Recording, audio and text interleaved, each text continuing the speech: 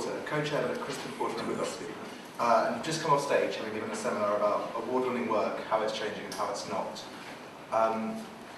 Could we just have a quick recap of some of the most important messages from your session? I've forgotten virtually everything. It's one of those things. It's like you know, once you download it all, it erases in my brain. Okay. Let's start again.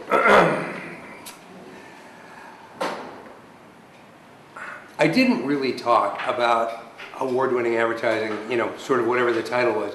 I thought it was an interesting title, but I think what I tried to talk about is how to do work that I think is interesting. And, you know, because you never know if it's going to win an award. I mean, awards are it's pretty fluky, and some things you can think, oh my God, that's great, doesn't ever win anything, and other things you think, oh, so I think that what I try to talk about is just some sort of things that we've learned about doing work that people seem to like.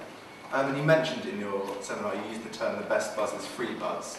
Yes. It's been a sort of theme at this festival. A lot of people have talked about free, getting people talking. Is this actually something new, or I don't think it's around forever? No, I don't think it's new at all. I mean, I think people pay more attention to it now, and I think, you know, people have given it a name, and, you know, people have conferences about it and stuff like that. But it's definitely not, you know, I remember when I was a kid, just first starting in the business, there was a wonderful agency called Wells Rich Green in New York, and they got Braniff Airlines, and Mary Wells was the creative genius there.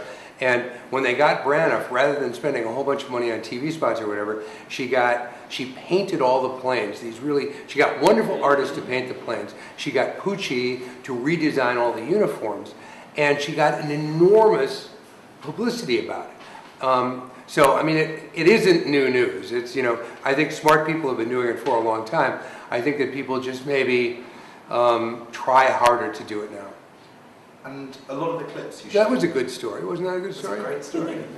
A lot of the clips you showed, a lot of the campaigns made a lot of use of humour in them. Is that something you think is particularly important if you're going to get people to engage with it?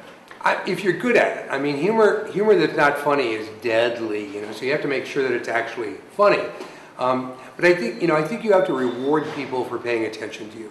And generally speaking, that means you either have to entertain them or give them information they want. One or the other. So we use humor. Excuse me, I have a cold. Similarly, quite a lot of the work you showed was fairly risky for the brands. They need to take a risk to agree to do it. Is there a trick to getting them to sign off on that sort of thing? Well, I think that the trick is trust. The answer is yes, there is a trick. In my experience, when you first get an account, if the first thing you do for them is a super hit, if the first thing you do just explodes and people love it and it changes everything, then from then on they trust you. So we try very, very, very hard to have the first thing out of the box be magic. So if there is a trick, that's the trick. But I think overall, the key to being able to do work that's out of the ordinary is trust. You know, the client has to trust that you know what you're doing. Just finally, we're in Dubai at the moment. I can see. Look out, there's Dubai. What do you think local agencies here in the MENA region need to do to make sure they're coming up with work that's competing on a world stage? You know, I don't think there's an enormous amount. I mean, my agency started in Miami, right? Miami is not the heart of the advertising world. It's not even the heart of the advertising world in Florida. I mean, it's like way off in the middle of nowhere. So I think that we never ever thought about that. We thought about what would be something really interesting we could do for this product right now.